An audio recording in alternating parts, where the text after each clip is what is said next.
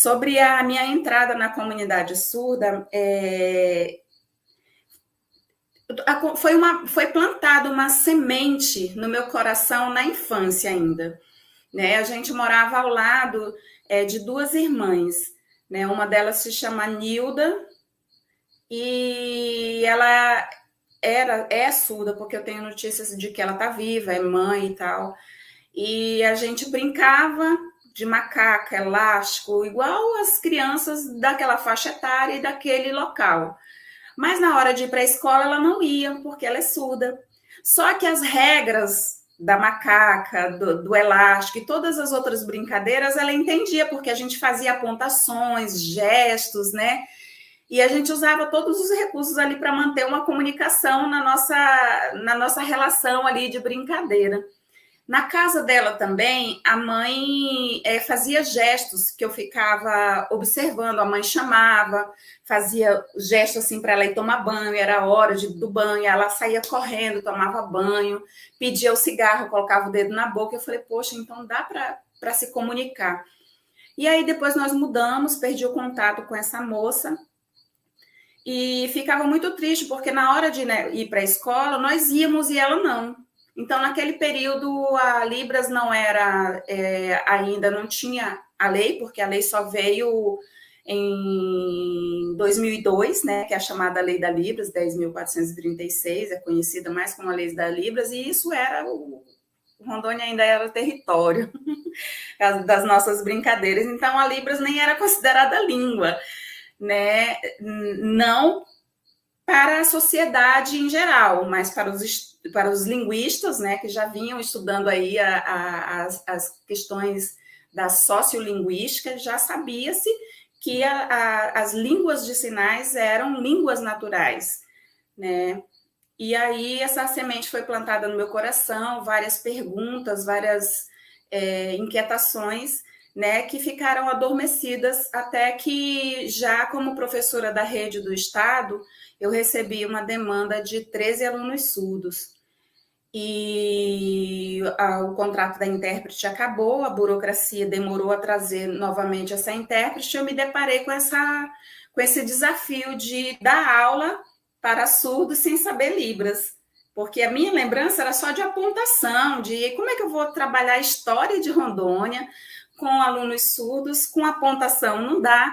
O máximo que eu podia fazer é trazer mapas, né, gravuras, organogramas, mas não dava. E aí eu, com essa minha inquietação, escrevi uma carta para o secretário de Estado da Educação na época, expliquei as minhas demandas e me disponibilizei a fazer um curso de Libras. Um ano depois, esse curso veio em 3 fases: básico, intermediário e avançado. Foi aí que eu, de fato, entrei na comunidade surda, porque a minha primeira professora era surda, né? E aí eu comecei a conhecer por meio dela outros surdos, e aí comecei a participar de eventos, né, de Libras, onde tinha participação de surdos, comecei a frequentar uma igreja que tinha vários surdos. Então eu fui muito feliz no início do meu aprendizado, né, de Libras, porque eu passei da fase de aprendizado interlíngua para a fluência muito rápido, porque eu tive esse contato direto com os surdos por meio da Libras. Então, eu me envolvi de tal forma que chegou um momento assim que eu decidi, não é isso que eu quero para a minha profissão, existe essa possibilidade e eu vou estudar isso, eu vou desenvolver nisso, e estou aqui como professora e intérprete de Libras. Que incrível, Núbia. E quando você teve esse primeiro contato lá atrás com Libras, como você se percebeu o seu corpo nessa linguagem? Porque há uma sutil mudança, não é? Como que você percebeu as suas emoções? Isso te afetou de alguma forma? Te transformou também como pessoa? Sim, muito.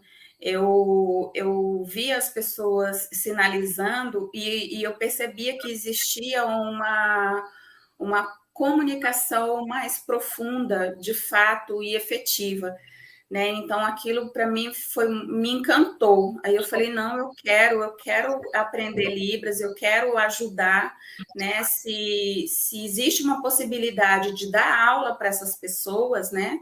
Que não tem como assistir aula ou participar de uma aula de forma oral, eu quero aprender Libras para eu ensinar direto em Libras. E foi essa minha primeira atuação como profissional da Libras foi como professora bilíngue. Então, eu já entrei na Escola 21 de Abril como professora bilíngue. Então, na minha turma, que era, a gente chama de sala bilíngue, só tinha surdos. Então, eu ensinava história direto em Libras. Eu não precisava do intérprete, né? Como a sala era só de surdos, então eu dava aula direto em Libras.